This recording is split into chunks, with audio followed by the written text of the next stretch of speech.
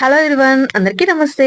And ఇదొచ్చేసి నేటి morning mini vlog అనమాట. Morning అయితే ఇంట్లో పని కాగానే ఇంకా నేనైతే హాల్ క్లీన్ చేయడం అయితే మొదలు పెట్టేశానండి. ఏంటంటే ఇంకా 2 months అయిపోయింది కదా, ఏంటక్క ఇంత తొందరగానే మళ్ళీ క్లీన్ చేస్తున్నావు అనుకుంటున్నారా? ఏంటోనండి, నాకే అర్థం కావట్లేదు. ఇంత తొందరగా ఇలా అయిపోయింది అనుకోలేదు. ఇంకా హాల్లో గానీ, కిచెన్ లో గానీ, బెడ్రూమ్ లో గానీ మళ్ళీ డస్ట్ అంతా ఫామ్ అయిపోయింది. అసలు పిచ్చి పిచ్చిగా ఉందన్నమాట. ఎక్కడ చూసినా దుమ్ముగానే ఉంది. ఎందుకో తెలియదు, ఈ మధ్యలో మరి దుమ్ము అయితే బాగా వచ్చేస్తుందండి ఇంట్లోకి. మరి మేమైతే ఎక్కువగా ఇంట్లో అయితే ఉండము, నైట్ టైం లోనే ఎక్కువగా ఉంటూ ఉంటాం కదా. విండోస్ కానీ డోర్స్ కానీ అన్ని క్లోజ్ చేసే ఉంటాయి, అయినా కూడా ఎక్కడ నుండి వస్తుందో అర్థం కావట్లేదు.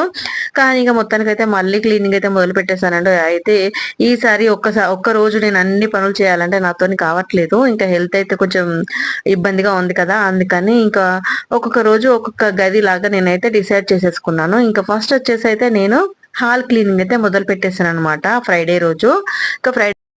ఇంకా ఫ్రైడే రోజు ఎలాగో నేను ఇల్లంతా క్లీన్ చేసుకోవాలి కదా, ఇంకా అదేదో ఇంకా ఈ హాల్ అయితే మొత్తం క్లీన్ చేసేసుకొని తర్వాత ఇంకా క్లీన్ చేద్దామని చెప్పేసి డిసైడ్ అయిపోయాను. ఇంకా ఫస్ట్ అయితే మాస్క్ పెట్టుకున్నాను. ఎందుకు తెలుసా, ఇంతకు ముందు ఎప్పుడు క్లీన్ చేసినా నేను మాస్క్ పెట్టుకోకుండా ఏం పెట్టుకోకుండా ఇంకా నేను ఇల్లు క్లీన్ చేసేదాన్ని. దాని వల్ల డస్ట్ అంతా పడిపోయి డస్ట్ ఎలర్జీ లాగా వచ్చి నాకు తలంతా పట్టేసినట్టు, ముక్కంతా పట్టేసినట్టుగా ఏదోలా ఉందండి.